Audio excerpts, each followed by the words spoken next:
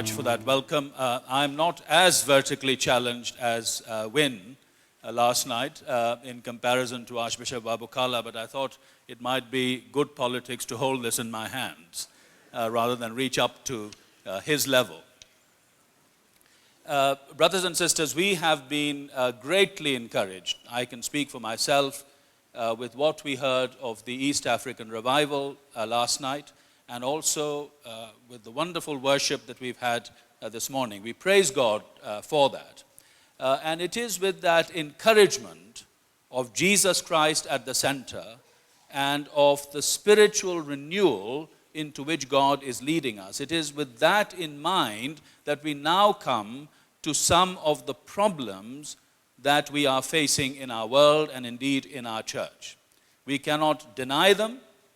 We cannot turn away from them.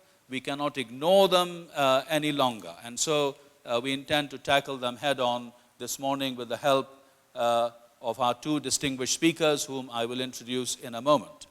But the three issues that we can tackle during the course of this conference, if not this morning, are, of course, aggressive secularism.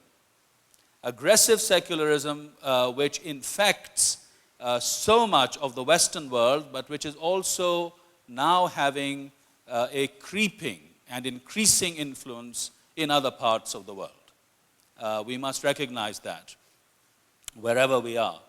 Secondly, radical Islamism.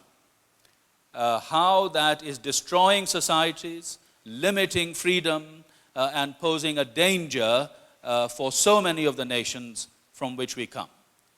And thirdly, of course, the danger of syncretism, of believing that what people think about the world and God and themselves, that all of it is really the same, and that Christian faith has nothing unique to offer.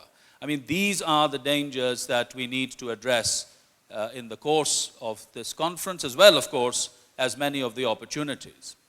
Now, just to introduce the theme very briefly, more and more research is showing us that the spiritual dimension is innate in people.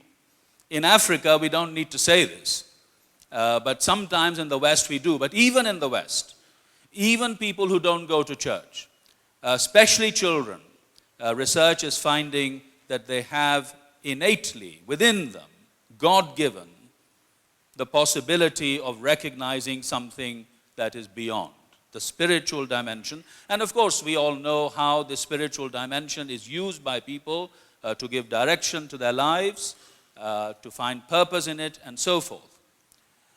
But I think what we will be looking at, particularly this morning, is not just the personal aspect of the spiritual, but the social aspect. How is that dimension of human existence expressed socially? And of course, the traditional word for that has been religion. Religion means the social dimension of the spiritual. In the West, religion has, by conspiracy, the word religion has been made a bad word. Everybody wants to be spiritual, nobody wants to be religious. But that means individualism and excessive individualism. We must look at the social dimension of the spiritual. Our speakers will undoubtedly do so this morning. In past ages, every culture, every society, every moment in history has found that religion in one way or another, for good or for bad, has provided for these cultures the values, the customs, the laws, everything that is precious to them.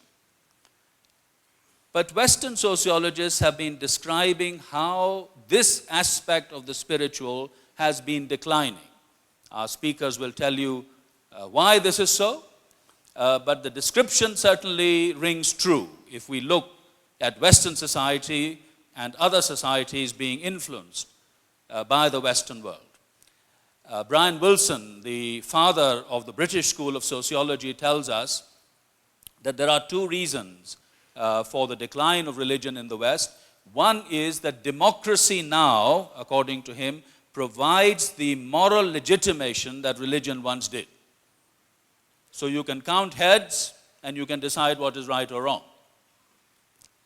We, of course, would not agree with that, but that is how it is being done today. Policy is being made by opinion poll. Secondly, it is the welfare state. So what the churches provided for people in terms of their material, spiritual, psychological needs is now allegedly being met by the welfare state. Well, I think Wilson has gone too far, because democracy cannot justify everything and the welfare state cannot meet all needs. In Britain, certainly, and this will be true of many parts of the world, the nation was formed by the gospel. You know, we need to give thanks to God for that, whatever the challenges today. The idea of the nation, the forming of the nation, the laws around which the nation cohered, the idea of the godly ruler who is himself or herself subject to law, the influence of the Ten Commandments, the idea of a godly society of mutual interdependence, but also the recognition of individual worth. All of these were formed by the gospel, and the process of secularization, as you will hear, is throwing away this precious heritage.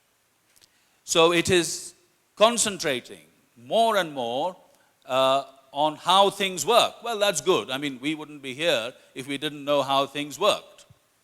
Technology, in other words.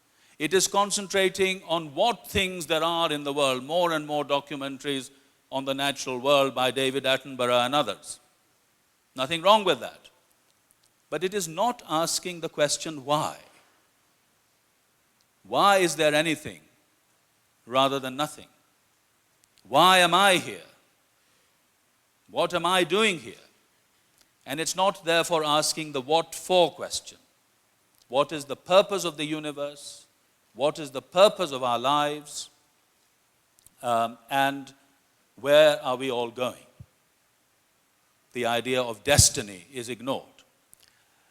Aggressive secularism likes to uphold certain values like human dignity, equality, and freedom, liberty, but it doesn't know why these values should be important. Because in the end, they are, of course, rooted in the Christian vision of the world and of the human person. Human dignity, which cannot be taken away from human beings, of course, rooted in the biblical idea of all of us without exception, being made in God's image. Equality on the Bible's teaching of the common origin of all human beings, common origin. And freedom, of course, is inherent in the gospel itself, because the gospel can make its demand only to those who can freely respond to it.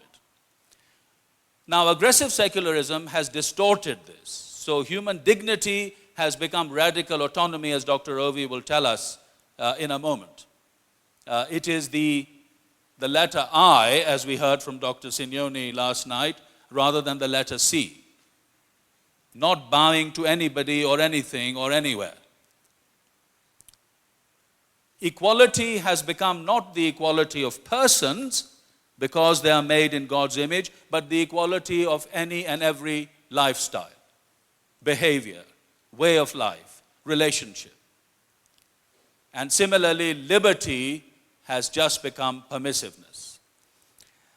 Our speakers will tackle all of these issues.